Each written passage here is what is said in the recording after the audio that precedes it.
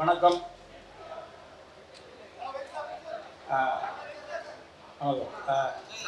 Indian 2 audio லான்ச்சில் கலந்துக்கக்கூடிய ஒரு வாய்ப்பு கிடைச்சிருக்கு.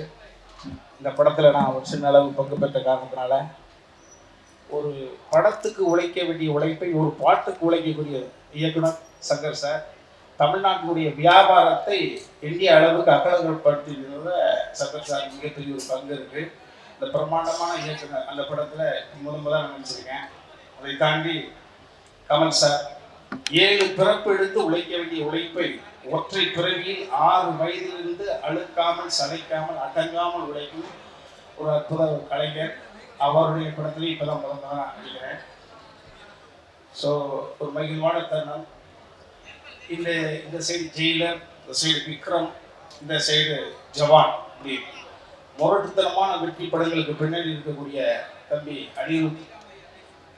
அந்த வகையில் உலகுக்கு அறியப்பட்ட சுபாஸ்கரன் சார் தயாரிப்பு பெரிய அளவு பங்கு அன்பு.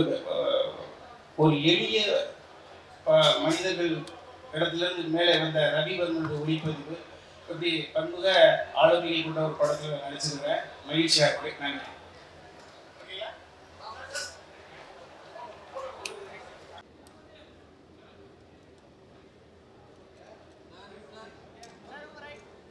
ஆசை இருக்கும். அந்த வகையில்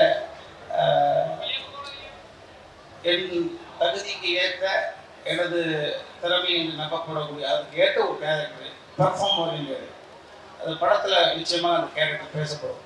ஸோ அந்த வகையில் நடிக்க தெரிஞ்ச இயக்குனர்ல சங்கர் சார் இல்லையா?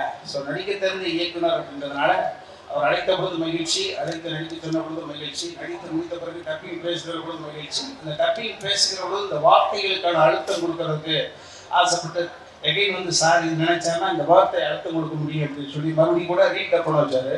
ஸோ அந்த வகையில் ரொம்ப மகிழ்ச்சி.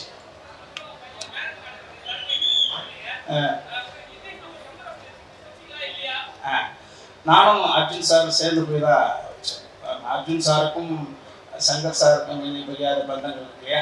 ஸோ ஆமாம், 2 பேரும் போய் வச்சுட்டு வந்தோம். ஆமாம், சரி, நன்றி.